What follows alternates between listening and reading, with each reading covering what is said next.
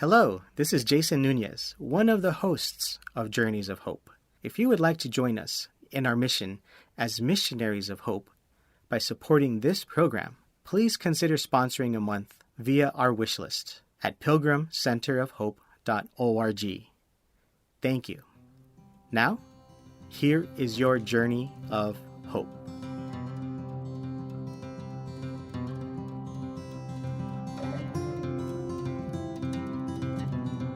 Journeys of Hope, an introduction to the Universal Church that promotes an attitude of pilgrimage among the faithful by introducing you to pilgrim destinations around the world. Welcome to Journeys of Hope, your spiritual passport to sacred destinations around the world, placing you in the footsteps of Jesus Christ, the Virgin Mary, the Apostles, and the Saints. I'm Jason Nunez, Media Production Assistant for Pilgrim Center of Hope. Pilgrim Center of Hope, producer of Journeys of Hope, is a non-profit ministry founded in 1993. For the last 28 years, Pilgrim Center of Hope has led well over 80 authentic spiritual pilgrimages to various pilgrimage destinations throughout the world, equipping us to lead you on audio spiritual pilgrimages.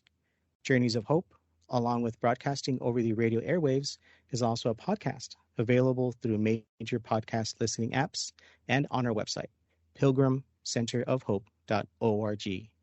On our journey today, we will be on a pilgrimage to Saint Kateri Tekakwitha, National Shrine and Historic Site in eastern New York State. Saint Kateri was a Native American whose father was a Mohawk Chief and whose mother was a Christian Algonquin woman. On today's journey, you will explore the shrine and historic site, which includes a vast natural area, chapels, a museum, and much more. You will also hear about the life of this North American indigenous saint, and also learn about how Saint Kateri can teach, encourage, and inspire us today. Joining us is Melissa Miscevic Bramble, Director of Operations for the National Shrine and Historic Site of Saint Kateri in Fonda, New York. Welcome, Melissa. Thank you so much for having me, Jason. I'm so happy to be here. Excellent. And we are so happy that you are here as well. Thank you so much for taking time out of your day and sharing with us, this wonderful site, the life of this amazing saint, and much more. So, Melissa, let's just go ahead and dive right into it. Not many people may be aware of the National Shrine of Saint Kateri, but she is one of our American saints. Who typically visits you there in the National Shrine? So the majority of the visitors that we get here are pilgrims who are here for religious reasons, mostly from throughout North America, but we do regularly get visitors from Europe and from Pacific nations. Because we are a National Historic Site also, we get people who come to visit who are interested in Indigenous North American culture and interested in local history. And we also frequently get local and regional people who are here to enjoy the 150 acres and hiking trails and walking paths that we have on our grounds. I'd imagine that you would have a number of pilgrims, but also visitors who are just simply curious, just would like to, visit and just learn more and, see what this is all about, right? Absolutely. Yeah. I mean, we're unusual in that, as I mentioned, we're a National Catholic Shrine, but we are also a National Historic Site. We are the site where Saint Kateri spent most of her life and where she was baptized. And so our grounds include the spring that provided the water for her baptism, and also the village where she spent most of her life, which is the only fully excavated Iroquois village in the world, which is what makes us a National Historic Register site. I see. So I'm curious, Melissa. I want to get into what is your personal connection with Saint Kateri and the shrine, but before we get to that, I want to just touch on something here because I'm referring to as Saint Kateri. I'm hearing that you're saying Saint Kateri. But before we pushed the record button, we were discussing about the actual pronunciation as far as within the Mohawk dialect as it is, right? And that's right. Kateri Tekakwitha. Yes. The more accurate pronunciation of her name in Mohawk is Kateri Tekakwitha. Kateri is the Mohawk form of the name Catherine, which is the name that she took upon baptism after St. Catherine of Siena. And Tekakwitha is the name that she was given in her home community, which I can explain more about when we talk more about her life. But, you know, we get people here who pronounce her name in many different ways. Right. And usually what I tell people is like, you know, she was very well known for her humility and her good humor. So however you say her name, I'm sure she would not take offense. Certainly. Wow. So yeah, I'm thankful that we touched on that there, just so that way there's no confusion, because, you know, whenever someone looks up saints or they look up other resources, they may hear other pronunciations and may wonder why that is. So thank you for you know, helping us with that there. Definitely. Sure. So what's your personal connection to Saint Kateri and the shrine? Well, so I have to tell you, I had to, you know, you very kindly sent me some of these questions ahead of time, and I had to laugh when I saw this one, because one of the sort of worst kept secrets of the shrine is that I am neither Native nor Catholic. And so my interest I've been here for 3 years. My interest in the site was originally from an ecological perspective. St. Kateri is, among other things, a patroness of ecology and the environment. And that's something that I'm very interested in my personal life, and make a lot of, you know, decisions in my personal life around. So I originally came to the site for that reason. And as I spent more time working here, I realized that my personal values are very much aligned with the values of the Franciscan friars who run this site. We are actually a Franciscan ministry, conventional Franciscan friars.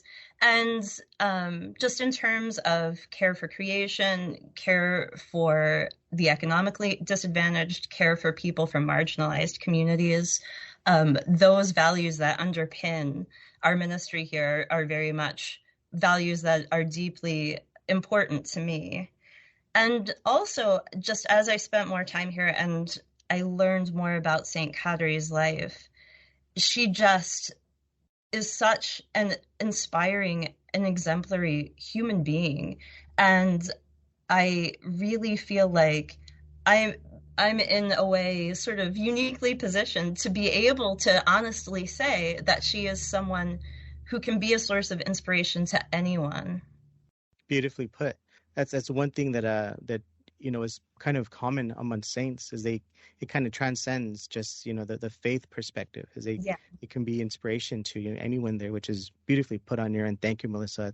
I definitely appreciate you sharing that. It's amazing how the connections can come from you know, other parts of life even. So absolutely, yeah. Thank you very much. So 2022 marks a very special anniversary for the shrine. Can you please tell us about that, and of course how the occasion is being celebrated? Oh, yes, I'd be happy to. So October 21st, 2022 is the 10th anniversary of St. Kateri's canonization, which for many people in this community, it's hard to believe there was such a long-standing devotion to her, and a long-standing effort for her cause for canonization, that it's sort of hard to believe it's already been 10 years since Pope Benedict canonized her. But we are marking the celebration in a few ways. We have a congregant who's part of our community, who's an artist of Native background, who has done some beautiful artwork of St. Kateri, and donated it to the shrine on more than one occasion. And she's done, at our request, an all-ages coloring book about St. Kateri's life. So we're planning to release that in October. We have a Native American museum on our site here. And as part of the celebration of St. Kateri's life, we're installing an exhibit on her life from a historical perspective to sort of complement the devotional focus on her in other parts of the site. And We regularly celebrate Indigenous Peoples Weekend here. There are a couple of occasions during the year, actually, the other being St. Kateri's Feast Day, where we have Native Masses here, which means that we invite the Catholic Mohawk choir from the Akwesasne community to come provide the music for the Masses. And we also have Four Directions prayer and smudging as the penitential rite during those masses. So it's a way in which we honor St. Kateri's culture as well as her faith. So for Indigenous Peoples Weekend this year, we are also celebrating her canonization that weekend, and we have some special invited speakers, so keep an eye on our website and our social media as we get closer to those dates in October to get more details about what we're going to have going on. Excellent, excellent. So just for our listeners there, what is that website? So that way they can make reference of that. It is katerishrine.org, so that's KATERISHRINE.org. There you And go. all of our and links to all of our social media accounts can be found from there as well. Fantastic, fantastic. And of course, a link to your website will be found on ours as well, pilgrimcenterofhope.org there. So we'll be able to connect those dots there. So wonderful.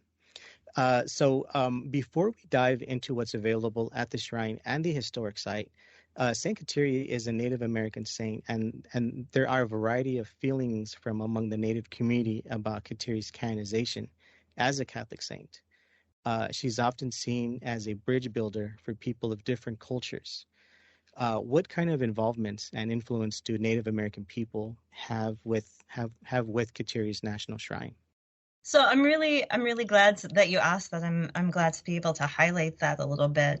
For obvious reasons, the shrine was founded in 1938 by the conventual Franciscan friars, and for obvious reasons, we've always been very aware that we're on Mohawk ancestral land here. As I said, we have the only fully excavated Iroquois or Haudenosaunee village in the world. And so it's always been part of our mission here to educate people about Mohawk history, Mohawk culture. We also have an advisory council here at the shrine that is modeled after Indigenous councils. So we operate on consensus-based decision-making when it comes to the direction of our ministry and events that we have here. We have Native representation on that advisory council. And as I mentioned, we have Native masses at least twice a year for Feast Day weekend and Indigenous Peoples Weekend. And we've also invited non-Catholic Native leaders to come give talks here. We're very blessed to have just down the road from us a reestablished Mohawk community, Kanien'kéha, and there are a couple of elders in that community, Tom Porter and Kay Olin, who come regularly and give talks here about Mohawk culture. Wow. So if I understand right, one of those that you highlighted was masses in Mohawk. Was that right? The hymns have been translated into Mohawk. So we have the Akwesasne Reservation, Akwesasne community, are the descendants of St. Kateri's people. The community is up by the Canadian border. And so the Mohawk Catholic choir comes down for those masses, and sings hymns, usually in Mohawk, sometimes in Algonquin. And as I said, we also do the smudging and Four Directions blessing as the purification rite in those masses. Amazing. I can only imagine, what it's like to, attend a mass and, see that there. I've had the privilege to attend a mass in Italian, not being fully familiar with the language, but being able to follow the mass, I'd imagine same kind of experience there. Yeah. So it's amazing. Thanks for sharing that there. It's a very powerful experience. If anyone has the opportunity to attend, I strongly encourage it. Indeed. So, Melissa, if you can please help paint a picture for us. for us as far as of what a pilgrim might experience in visiting the shrine and the historical site of St. Kateri. First of all, could you please give us a brief overview of all the main attractions or jewels of the shrine? I would be very happy to. So we are a rural shrine. We are, however, very easy to get to. Anyone who's familiar with the New York State Thruway, we're about 10 minutes from exit 28 on the New York State Thruway. So we're very easy to find. The site itself is 150 acres. When you arrive at the site, there's sort of a main core of the site right off of Route 5, which contains a couple of converted buildings that date from 1782. What was an original farmhouse from 1782 is our friary. And then what had been the barn now contains our Native American Museum on the ground floor and St. Peter's Chapel on the upper floor. We also have a candle chapel that's dedicated to St. Kateri, Grassman Hall, which is named after the founder of the shrine, which has our offices and community gathering space, St. Maximilian Kolbe Pavilion, where we have our masses during the summer months, a gift shop, and a picnic grove. And then, of course, we've got grounds that you can walk. We have a paved path with the Stations of the Cross. And from there, you can also explore the site. We have 3 main trails, one of which goes up to Kanien'kéha, the Mohawk village, one of which goes through the meadow next to the village, and one of which goes through the woods. Excellent. That very, very good overview there. So let's go and dive into, some of what you mentioned here, so that way we can get a good picture here. So as far as the Mohawk village goes, can you please just give us a brief history and of course what we see here? Absolutely. So the village of Kanien'kéha was a community that lived in a few different places in the mid 1600s. It was originally on the opposite side of the Mohawk River from where we are. And because of raids from both the French and the Hurons, who were competing with the Mohawks and the English for trade in the area, and other groups like the Mohicans, the village moved several times. It eventually moved to the north side of the Mohawk River, where we are. And the site where the village is now, the excavation site, dates to either 1666 or 1679. The records are a little unclear. But when you go to the village, you'll see a series of stakes of different colors, metal stakes. There are stakes that outline the barrier wall that guarded the village. There are stakes that outline the 12 different longhouses that existed in the village.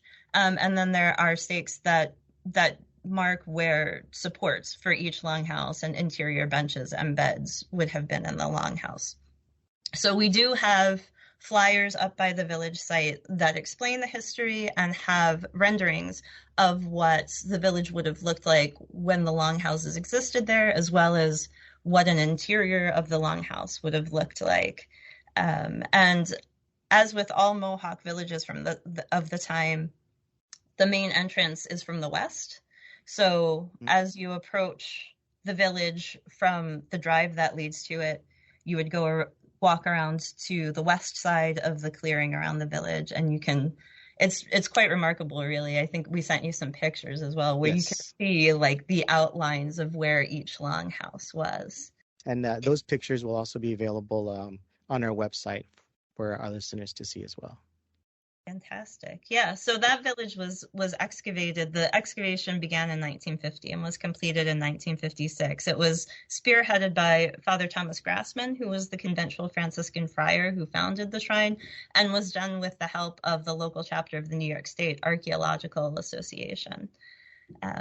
So it's very clear, as I said, where all of the buildings were Hmm. within the border of the village boundary wall. And then there's a short walk, about a quarter of a mile downhill from the village to the grotto and the spring. Um, the spring, Appropriately named Kateri Spring and Grotto, right? yes, yes, yes. We actually Why have is that named? Why is it named as such there, Melissa? well, because so this was the spring that historically not only provided water for the village, but also provided water for St. Kateri's baptism. And as such, it's considered holy water, and we do regularly get reports of healings as a result Wow. of people being anointed with those waters. Wow. That's beautiful. Thank you for sharing that. Yeah.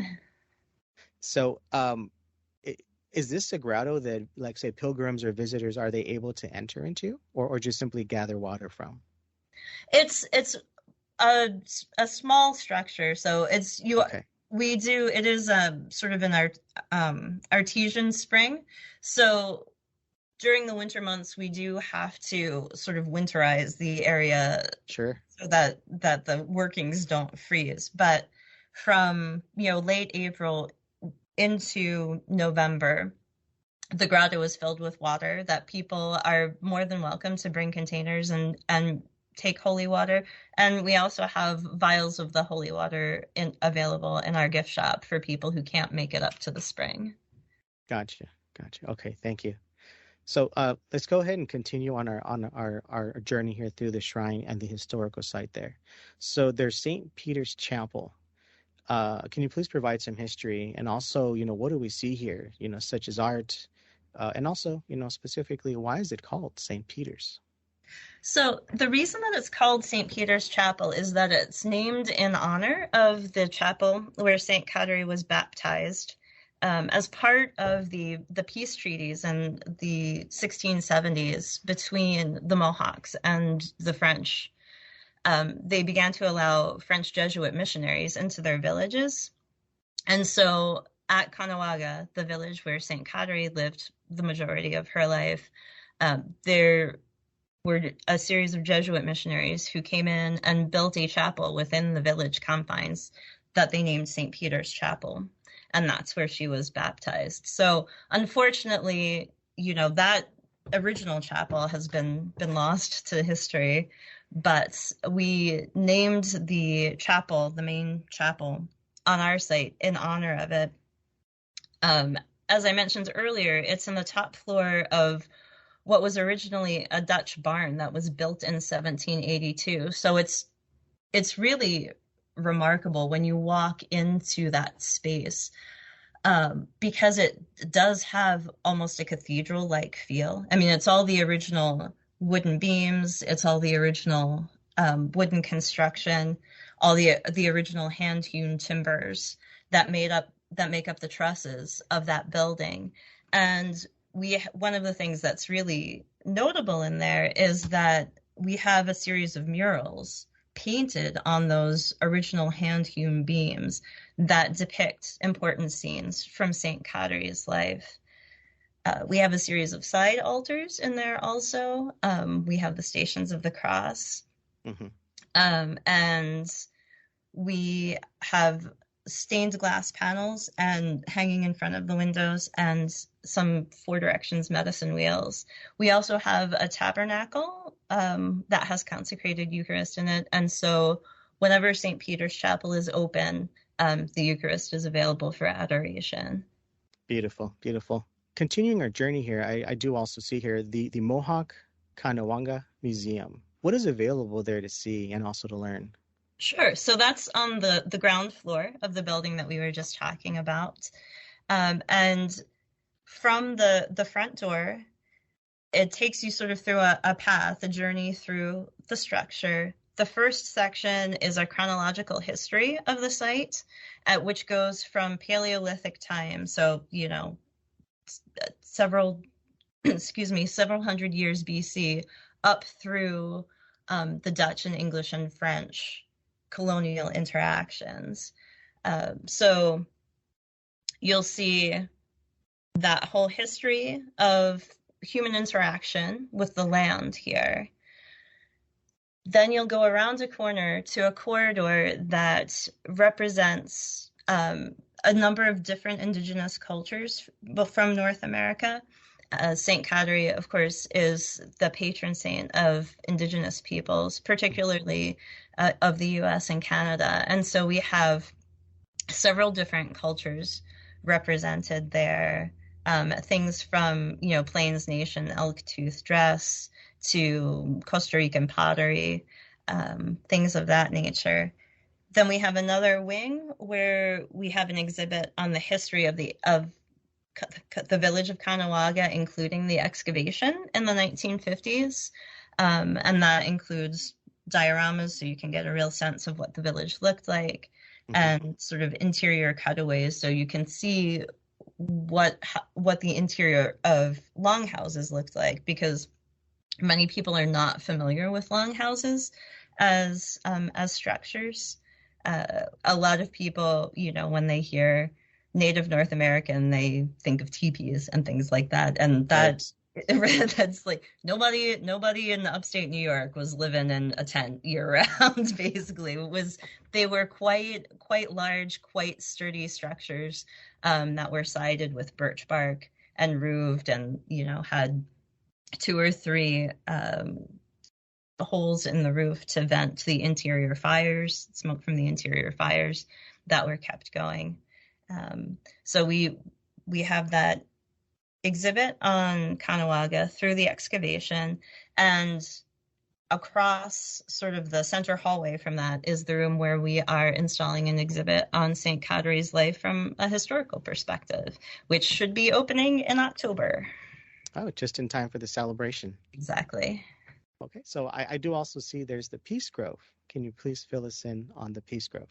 Absolutely. So the Peace Grove is, for one thing, an area that's open to the community. We've got about half a dozen picnic tables there, and you frequently see people from the local area just coming to enjoy nature and take some peace in creation during their lunch breaks at the picnic tables there.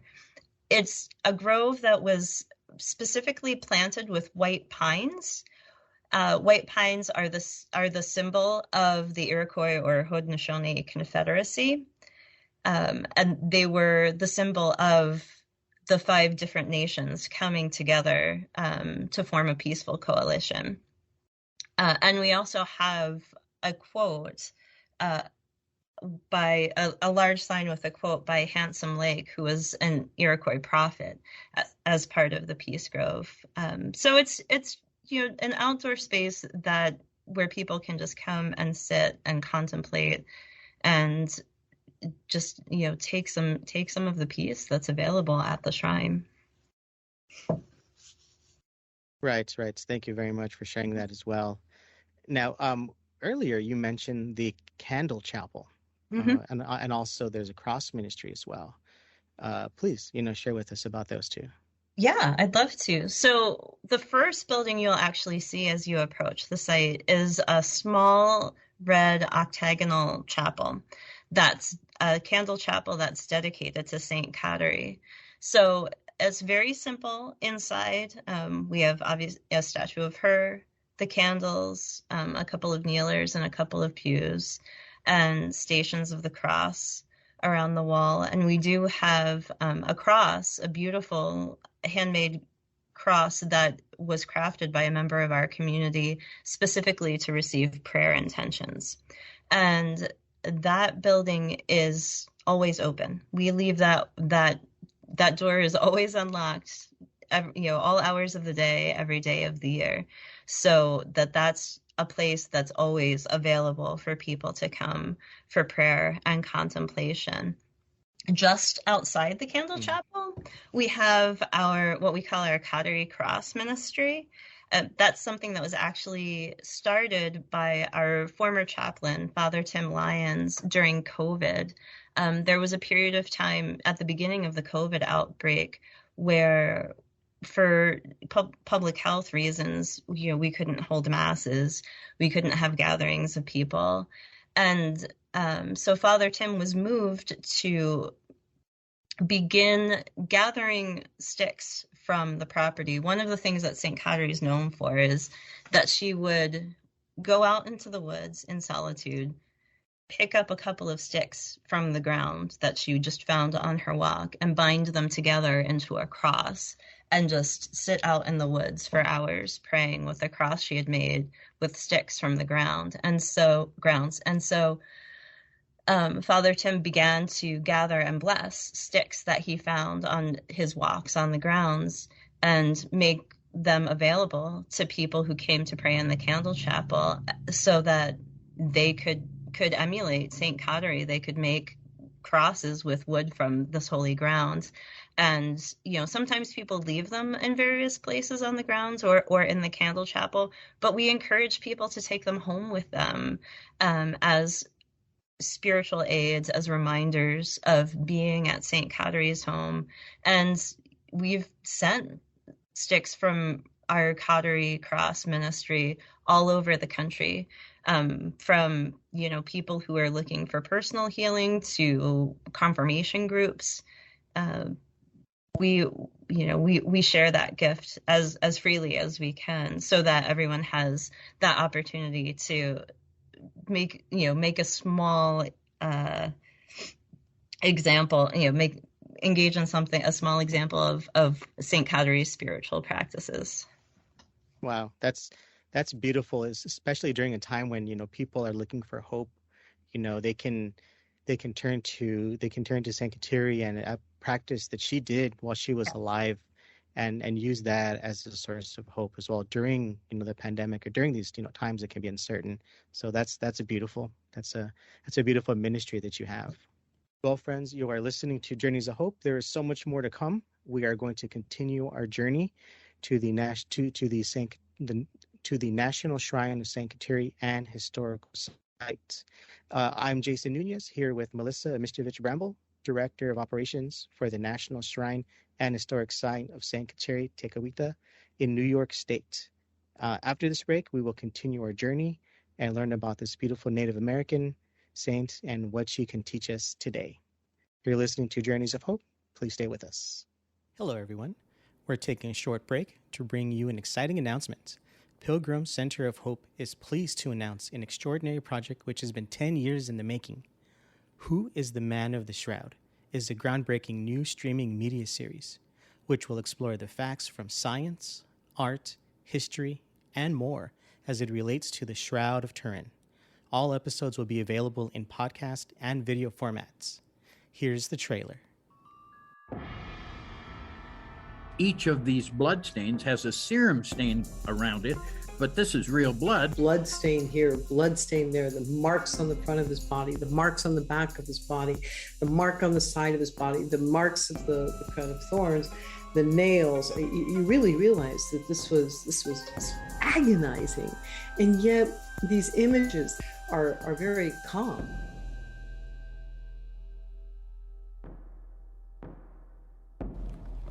For millennia, the sands of time reveal many mysteries. Fossils and antiquities from pre-recorded history, such wonders as the Sphinx and pyramids of ancient Egypt.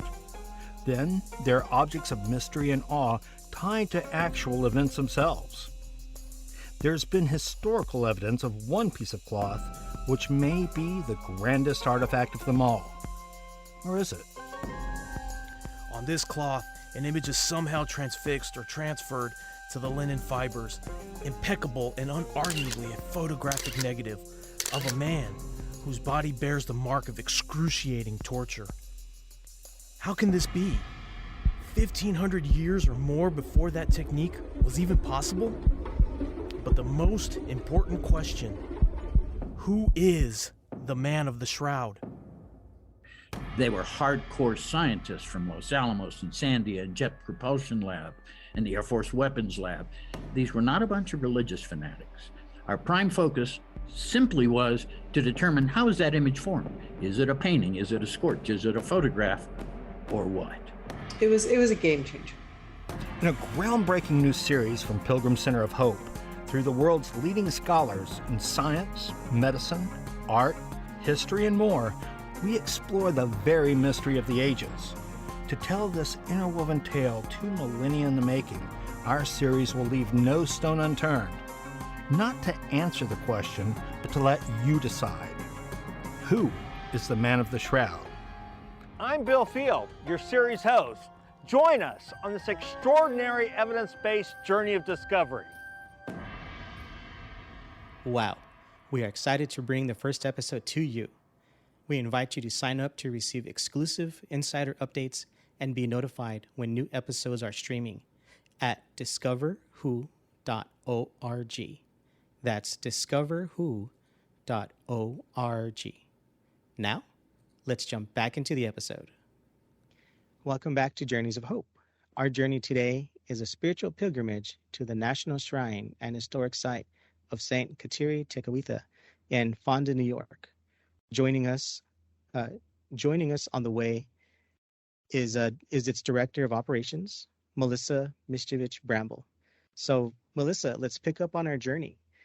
We left off as we were going through the national shrine and historical site was the Candle Chapel and Cross Ministry, and it's such a beautiful idea that came about right during the pandemic to form those crosses and leave those there for those visiting, or for you to send them out there. So that's beautiful, and in the spirit of Saint Kateri as well.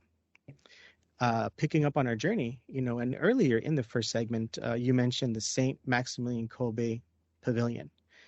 So some questions I have for you about the pavilion. What can we see here? How big is it? And why is it named after Saint Maximilian?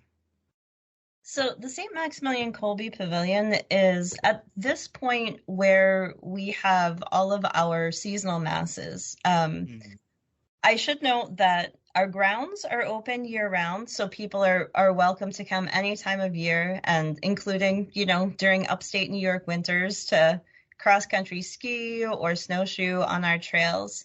But the bulk of the visitors that we have are during our summer season.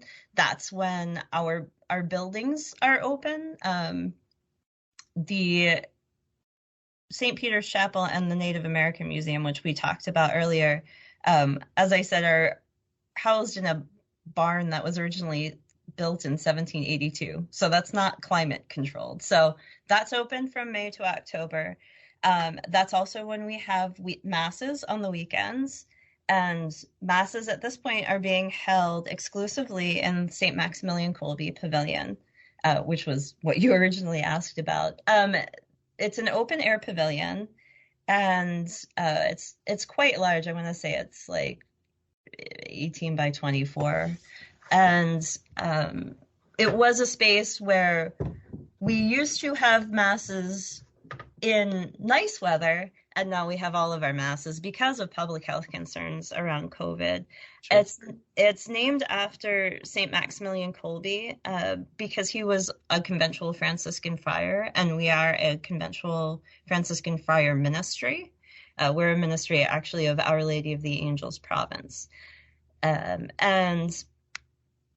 Our outgoing minister provincial, Father James McCurry, was very involved in St. Maximilian Kolbe's canonization cause. For people who aren't aware of his story, he is another really inspirational figure. He was a conventual Franciscan friar from Poland who actually he had a great Marian devotion and actually founded the militia of the Immaculata. Right. But he's also known for the fact that at his friary in Poland during World War II, he and his fellow friars sheltered a couple thousand Jews who were being persecuted by the Nazis. Because of that, Maximilian Kolbe eventually ended up being sent to Auschwitz.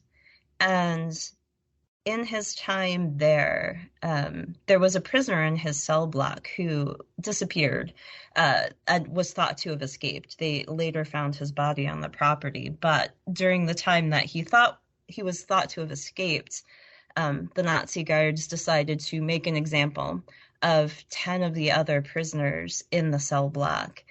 And so they chose 10 men to be starved to death. And one of the men, when he was picked to die, cried out that he would never see his wife and his children again. And Maximilian Kolbe offered to take his place to be starved to death. And they switched places. And St. Maximilian Kolbe ended up, the men who were chosen to die ended up, surviving for 2 weeks, during which time St. Maximilian Kolbe ministered to all of them.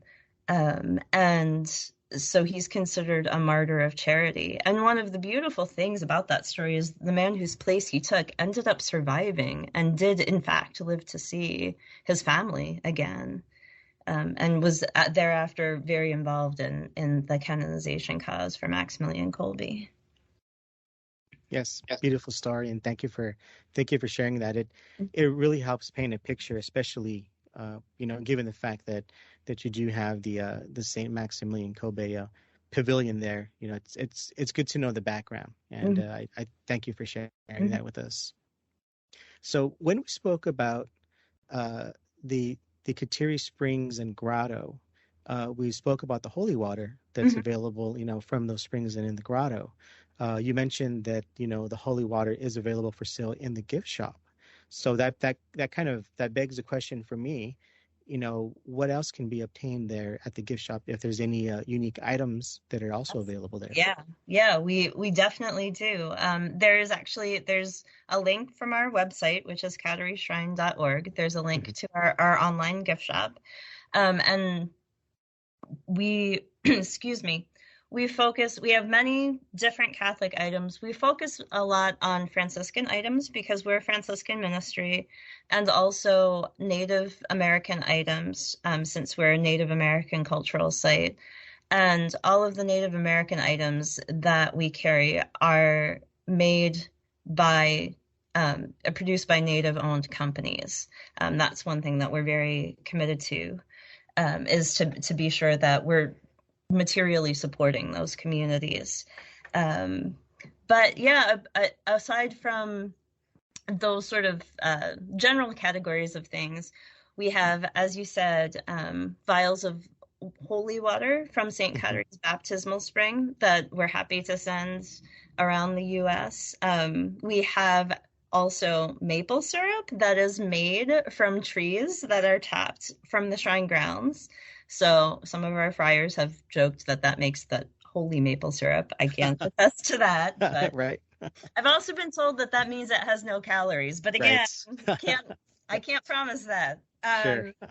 And we also actually carry soap that is made by a local family using water from the baptismal spring. And we have several different fragrances that are all significant to the site or to Mohawk culture.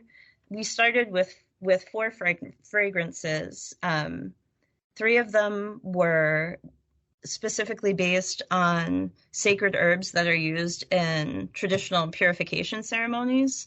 So we had sweetgrass, sage, and cedar. And we also had strawberry. Strawberry is significant in Mohawk culture. It's considered powerful physical and spiritual medicine because it's shaped like a heart, and because it is the first berry of the season, so it's considered to be a sign of rebirth. So those were the four fragrances that we started with, and then it was so popular that we added a pine scented soap that's named after our peace grove that we discussed earlier. We have one that's called Mohawk River, that is in a fragrance that was specifically requested by one of our brothers. And we have a lavender scented one that's called Haudenosaunee Purple, Haudenosaunee being the term that the Iroquois people use to refer to themselves. As we're going through this journey, one may be thinking, this is maybe a place I like to visit. So, just, some questions here is, do you offer tours, and if so, what does one typically experience when they go through this tour? Sure. So most of the visitors that we have participate sort of in self-guided tours of the grounds.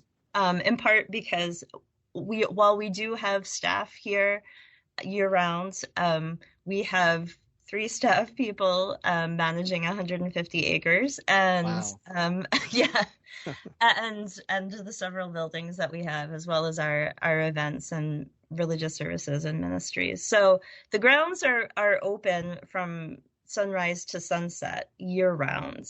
The buildings and our staff ability on site are more closely limited to regular business hours. But we do absolutely offer tours and talks.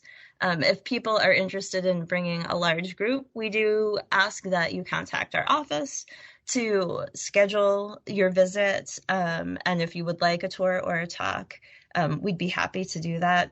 There's a suggested donation for those events. But generally speaking, being a Franciscan ministry, we're very committed to the idea that your access to nature and to education and to healing presences should not be defined by what your economic means are.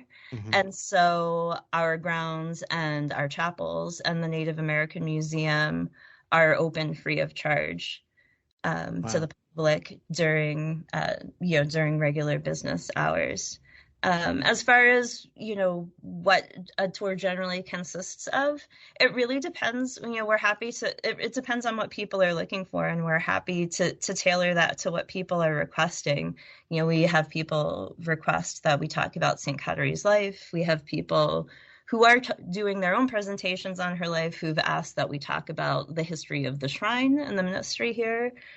We had one group from an area Catholic school recently where I was asked to co-teach the social studies class for 5th through 8th grade. So in that case, I talked more about sort of the historical context of what was going on during St. Kateri's life and the political and economic situation. So we're really happy to provide any specific information that anyone is looking for. Just let us know. Saint Kateri is still quite a new saint, relatively speaking. Would you please introduce Saint Kateri and her spirituality to us? Yeah, I would love to. Saint Kateri was born in 1656. As you said at the beginning of our conversation, she was the daughter of a Mohawk chief and a Christian Algonquin woman. And when she was 4 years old, smallpox went through her village, and she lost both of her parents and her younger brother, and she was left permanently disabled as a result of the smallpox.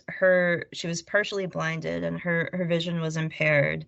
She was sensitive to light for the rest of her life, and she also ended up with quite a bit of facial scarring as a result.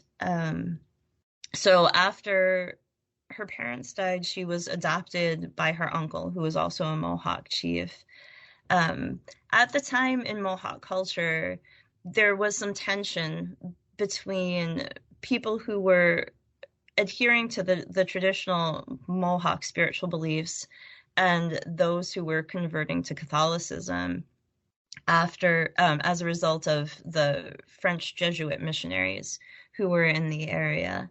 And St. Kateri's uncle, who adopted her, had told her specifically that he did not want her to study Christianity. But from an early age, she still showed an immense devotion to Jesus and to Mary.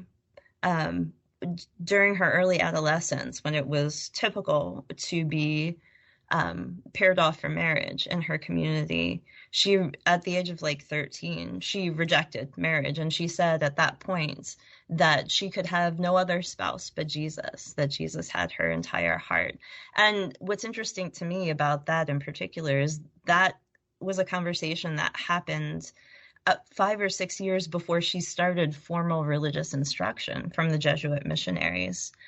She's quite an amazing person. So because of the effects that the smallpox had on her health, she was a craft worker in her village. She was actually the first recorded wampum weaver. She's the first person that we know by name who produced and wove wampum in her community.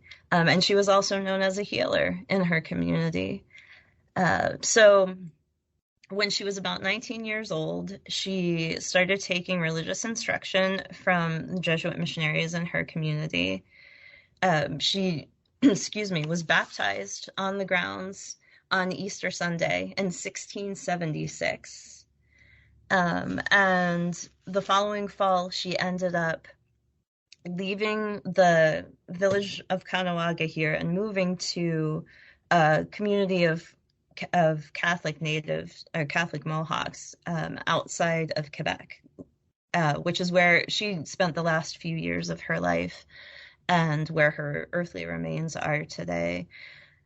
Because of the illness that she had suffered, and because she engaged in many penitential rites, both because they were common in the Jesuit community and because they were common in Haudenosaunee Iroquois culture, she died quite young.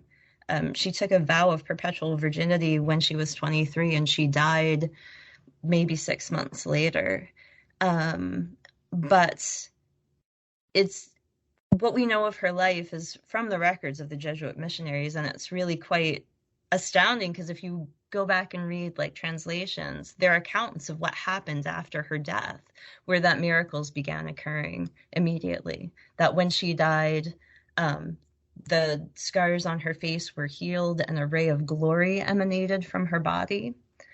And healing miracles began being attributed to her intervention immediately after her death. People used to take dirt from her grave to people who were ill, and there were healings attributed to that. And she also began appearing to people who had known her in life. She appeared to a young Oneida widow, Marie Therese, who she had been good friends with, who she had actually wanted to start a Native religious order with. She appeared to her mentor, Anastasia, who had been a friend of her mother's when her mother was alive. And she appeared to Father Claude Chachoutière and began asking him to do a portrait of her. It apparently took her several years to convince him. She had to appear to him several times over the course of 5 years before he would stop saying, no, I'm not an artist. And he finally did a portrait of her. But one of the really neat things about that is we have a portrait of her that was done by someone who knew her when she was alive. And the original of that is at St. Francis Xavier Mission outside of Quebec, where she spent the last couple of years of her life. What a gift that is to the world, the portrait and her legacy and her life. What would you say are some of the ways that Kateri has made an impact on the world in her time as well as today? One of the things that, to me, is a real example, things that I try to keep in mind about her when I'm faced with situations that I find challenging, are the fact that she was a healing presence, the fact that she was a very accepting person, the fact that she was known for her humility and her good humor. She just, met everyone where they were at. She accepted people for who they were. There was a fair amount of division within her community about, conversion to Catholicism, and she just never engaged in any negative behavior around that. And one of the things that's remarkable to me about her also is, there were definitely people in her community, her home community, who were upset with her about her faith. But then she goes to this Mohawk Catholic community outside of Quebec, and she and another Native woman want to start a religious order of Native women. And they're told by the Jesuit priests, the French Jesuit priests, that they're too new in their faith to dedicate themselves in that way. So, I mean, it's not hard to imagine that Frenchmen in the 1600s had certain preconceptions of what she was and wasn't capable of as a woman from an indigenous community.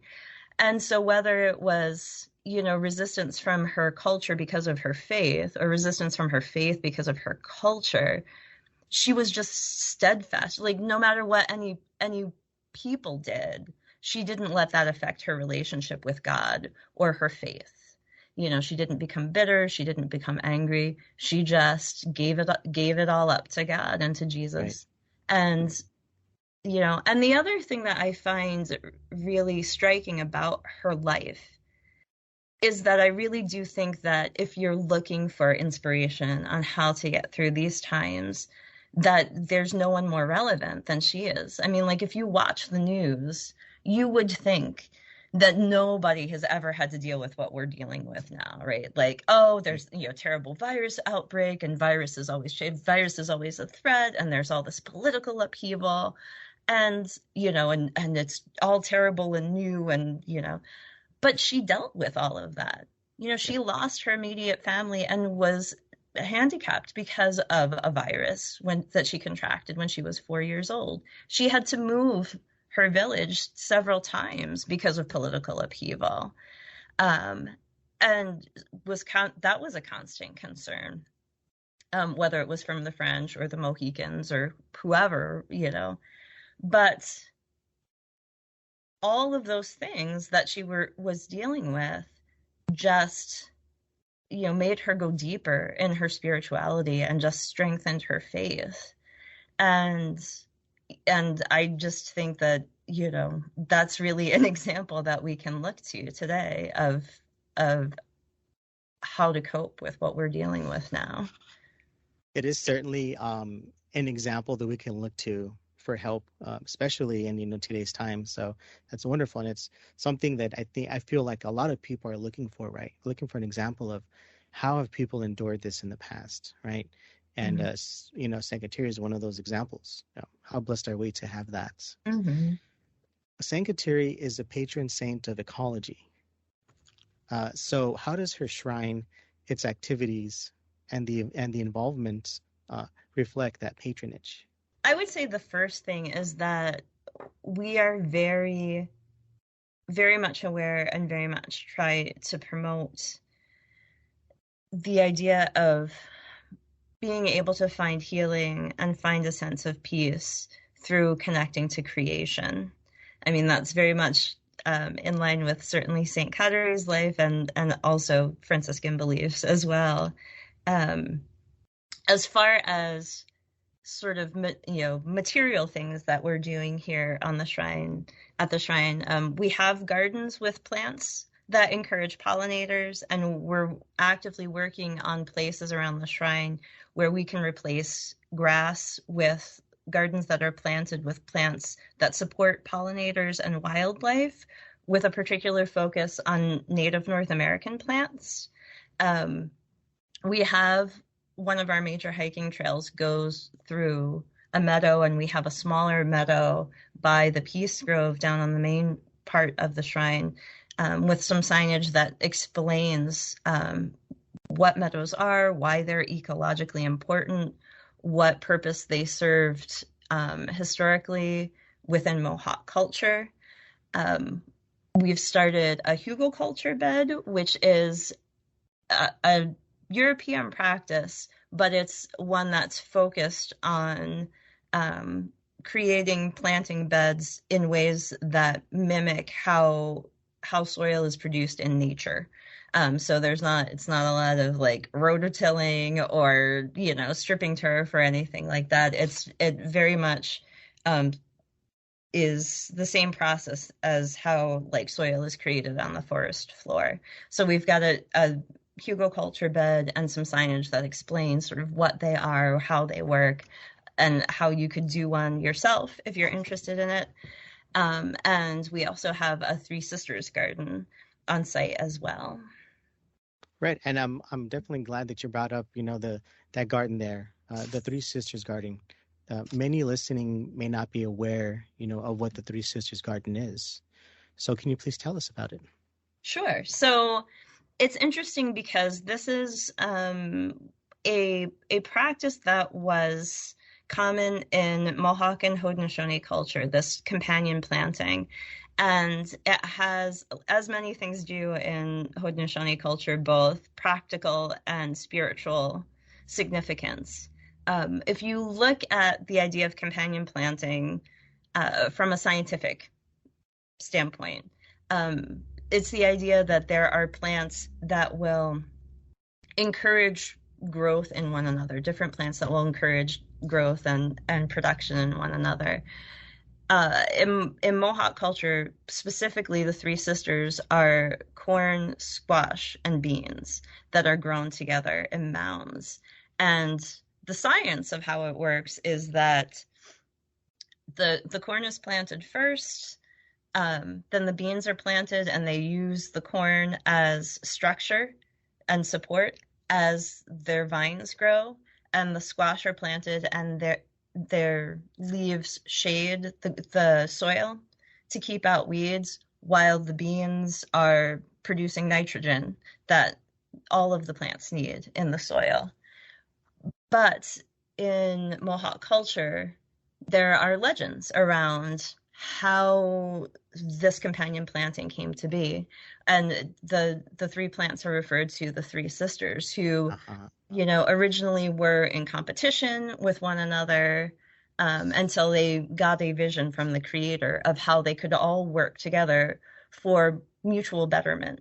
And so, as I said, it's one of those things where, like, there's the scientific side to why this works, but there's also sort of the spiritual reminder of how we all have different gifts and how we can use our gifts to support one another for our common good. Wow, that's thank you very much for giving us that explanation there. Another gem, right? Another treasure that is offered there at the shrine and the historical site.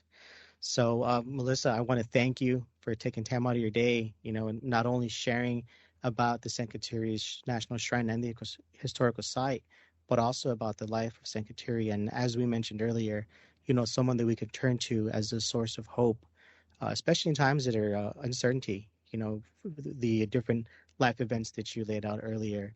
So we thank you very much for sharing St. Kateri's example, as well as all that is available that is available for visitors to go and learn and take back from their visit to the St. Kateri National Shrine and Historic Site. We will be sure to have a link to the website on our website, pilgrimcenterofhope.org, as well as pictures and as well as a map view as well of the shrine and historical site. So, Melissa, thank you very much for joining us this week on Journeys of Hope. Thank you so much, Jason. We very much appreciate the opportunity to let people know of these gifts that are available to them. And that's exactly what they are. They're gifts that are available for the world. So thank you once again. Thank you. Wow. I had such a great time speaking with Melissa. Personally, I know that I learned quite a bit, not only about the life of St. Kateri, but also about the National Shrine and the historical site. And I hope you did as well. So this brings us to our jewel for the journey. As is our tradition, we want to give you a jewel for the journey, which is a spiritual gem that you can reflect on throughout the week. This week, we reflect on the last words of Saint Kateri Tekakwitha in her native language. Iesos, konnorónhkwa. This is often translated to Jesus, I love you. But of course, it has a unique meaning in the Mohawk language. Konnorónhkwa can also be translated as I show you I care. According to Jan Longboat, Mohawk of the Turtle Clan of Six Nations of the Grand River, quote, konnorónhkwa means caring and sharing from birth to death. The strawberry reminds us that to love someone is an active experience, one that involves commitment, compassion, and sharing. Because while it grows, the strawberry plant sends out runners, vines, to gather what it needs to survive, unquote. Beautiful quote and a beautiful reflection. Let us pray together. In the name of the Father, and the Son, and the Holy Spirit. Amen. O great lily of the Mohawks, we ask that you take our intentions to the foot of the cross. Ask Jesus to bring healing to those who are heavily burdened. Through your intercession, may this favor be granted in its accordance to the will of God. By your prayer, help us always to remain faithful to Jesus and to his holy church. Saint Kateri Tekakwitha, pray for us. Amen. In the name of the Father, and the Son, and the Holy Spirit. Amen. Fellow pilgrims, we invite you to come visit Pilgrim Center of Hope and learn more about our threefold ministry of pilgrimages, conferences, and media production outreach. We are a nonprofit ministry, and we welcome your donations. Every bit helps. Join us on this vital mission of evangelization as we guide people to Christ and the church. You can donate online at pilgrimcenterofhope.org, or of course by calling us at 210-521-3377. That's 210-521-3377. Fellow pilgrims, let us strive to live each day with faith, courage, and hope. Until next time, may God bless you and safe travels.